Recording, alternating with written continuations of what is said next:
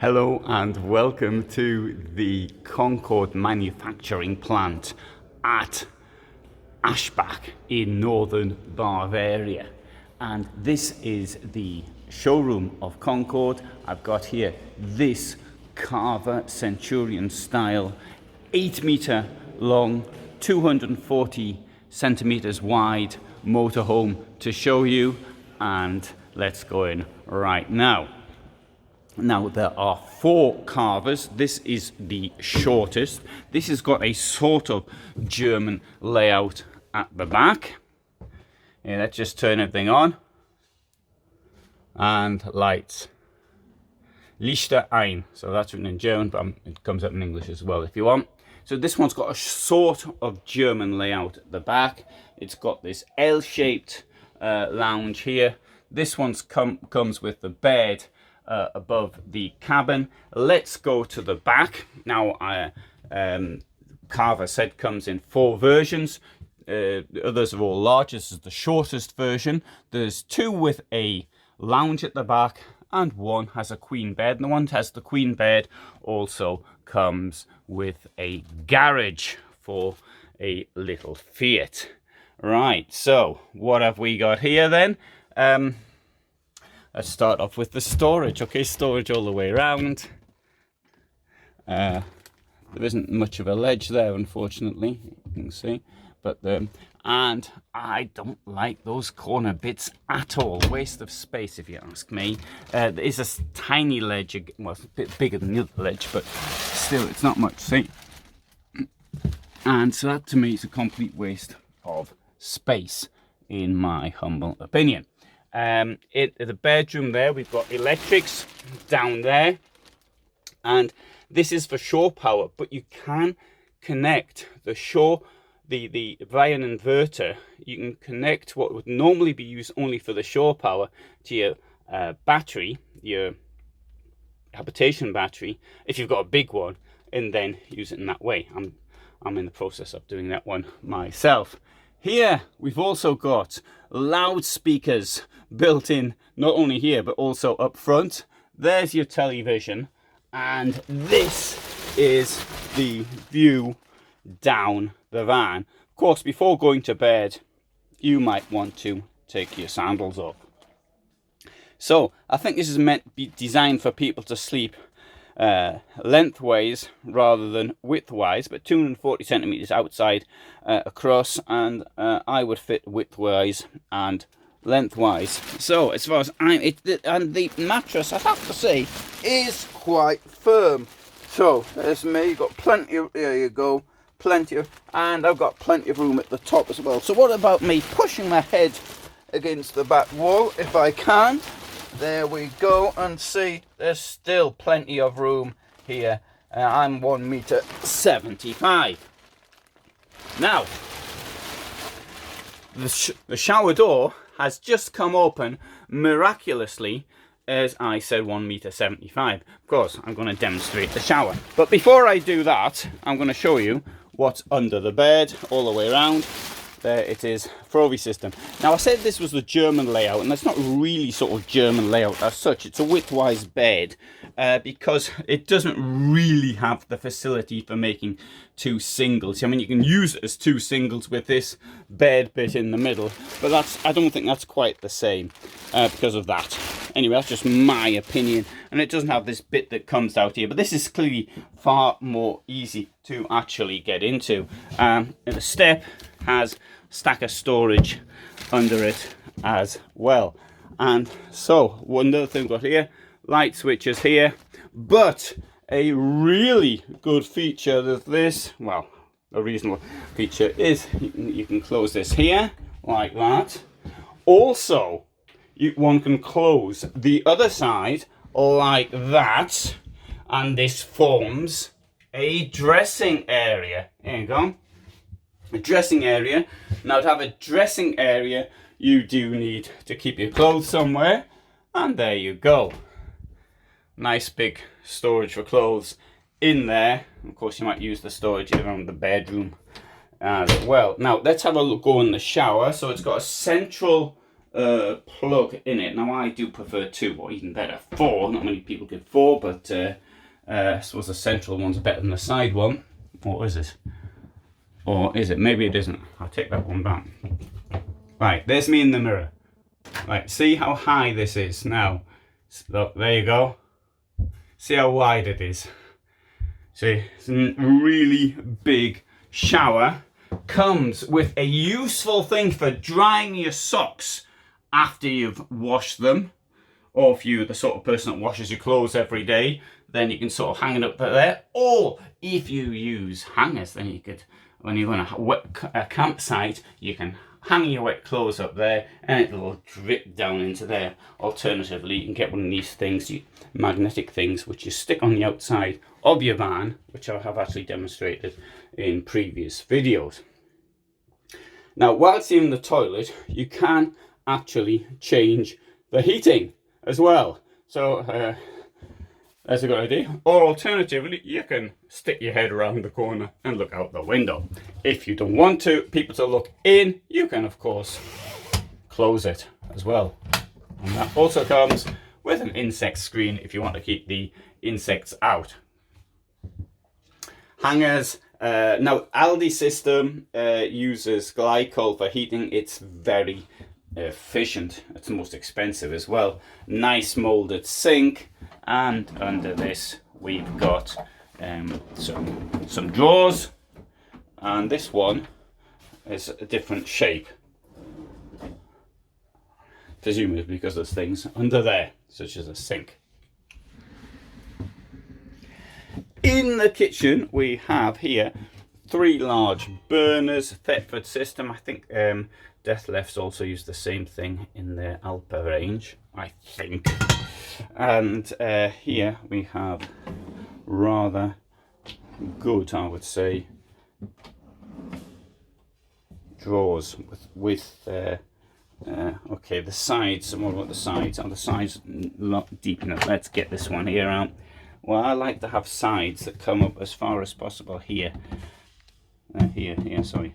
So I'd want the wall to about there. Sometimes it's not possible, of course, because of this. But anyway, that's one of my gripes with all motorhomes. Although having said that, here it's much better than this with Hymer motorhomes, for example. Right, storage here. But I wonder, what is the point of this ledge here? Couldn't this have been incorporated into storage? I mean, it's got a sort of a softish bit there. It's not that soft, but it's a bit soft. And behind it, the only thing you sort of keep there is keys and foreign coins. You don't know where they come from. On the other side here, we have a pull-out pantry. Up here is not the oven. I suppose people say, where's the oven? Well, the oven, if you got one, would go in there, and you can get an oven as an option, if that is what you want. Now, this vehicle here will cost 240,000 euros, and it is a base model, or something like that anyway. But this one here is 380,000. Why does it cost 380,000? The reason is because of the options. The most expensive of which is the leveling system and the chassis packet, which includes air suspension amongst other things.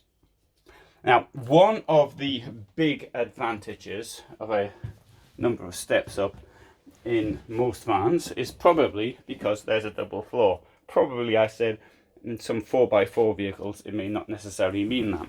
Down here we have the waste tank, and down here we have the freshwater tank. Now, this vehicle does not have a cassette system. It has a sewage tank, as they have in the United States, and this means that you have to empty it. I think it's a bit more difficult to empty on one side, but on the other it does mean you can carry more toilet waste in the van with you. So, and right, coming down here, this is obviously the lounge, and what we have here are these rather outstanding seats. and I shall sit down in my favourite place. There's a second television here, and there is, oh, you can see for the automatic levelling system I mentioned as the expensive option, 10,000 euros nearly. That's, you can control it down there. Here the steering wheels come off. The advantage of taking the steering wheel off is that you can put the seat further back, although I do agree it looks a bit odd.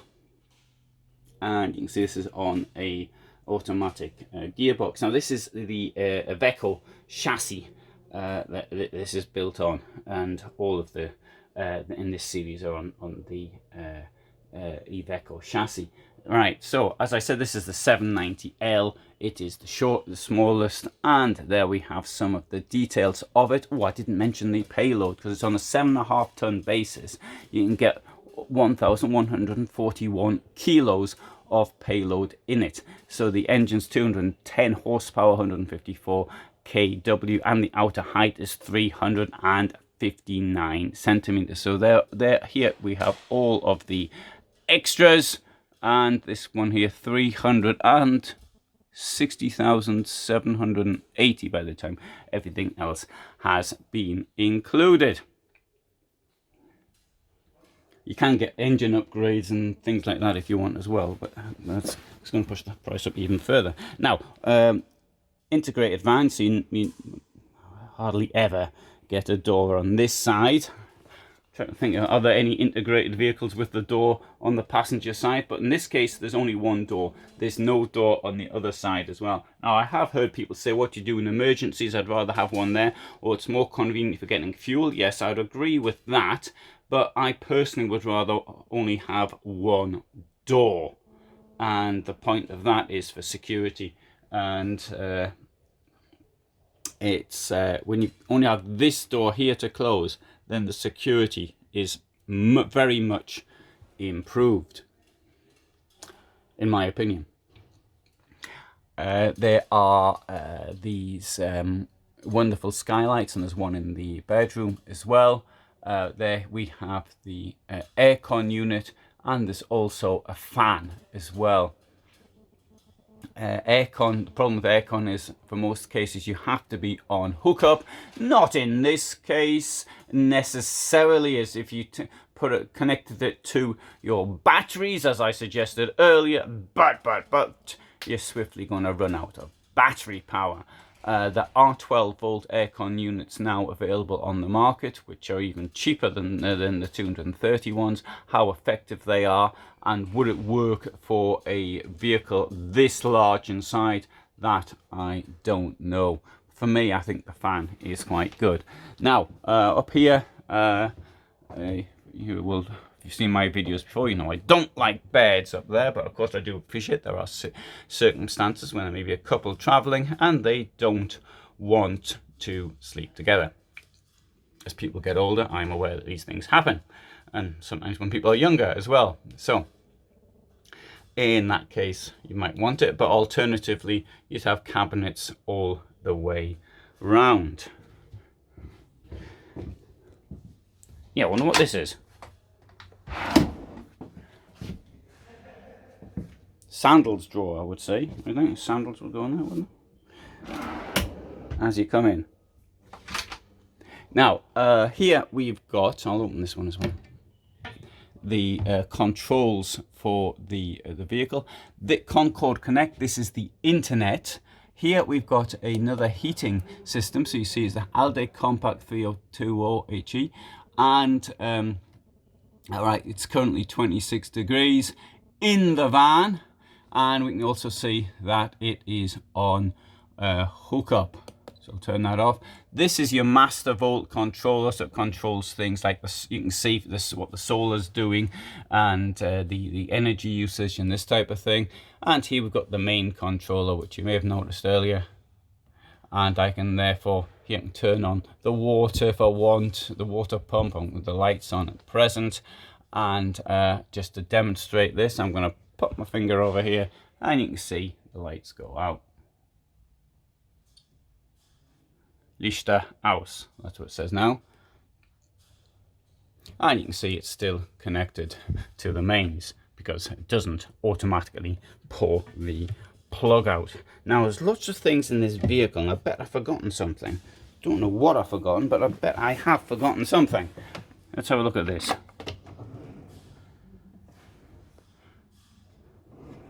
I think that's a great shoe drawer.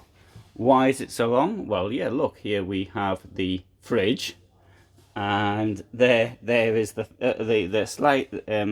slide out one.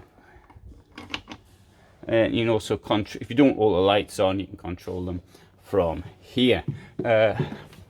Naturally, as you would expect in all motorhomes these days, there is a insect net which has been integrated into the door. Right, one of the advantages of a double floor is you get all of this storage all the way around. So I'm going to take you to the other side, and there you can see one that was opened earlier. Look at this magnificent garage. This is brilliant. 400 kilos you can put in here. You've got some electric stuffs in that cabinet over there. You've got an outdoor shower. This is things they're keeping in here for storage. That's for your awning.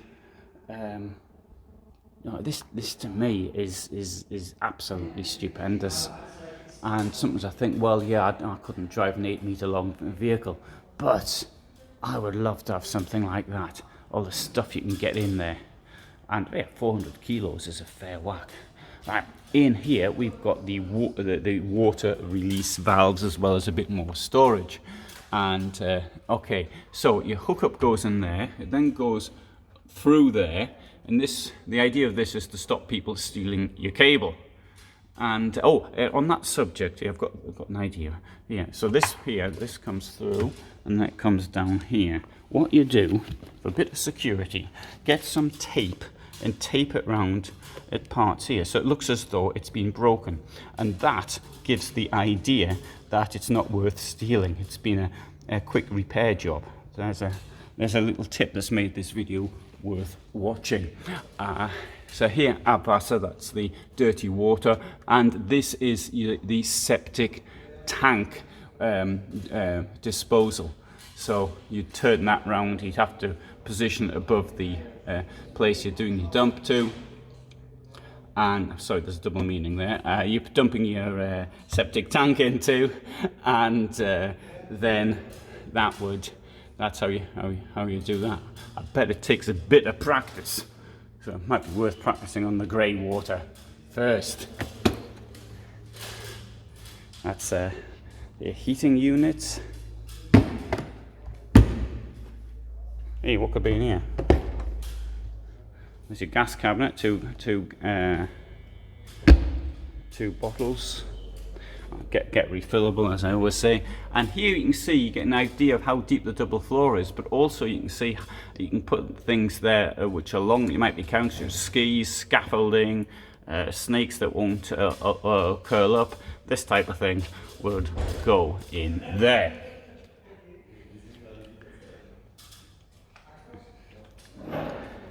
So that's a reasonable guide round, I suppose, this vehicle.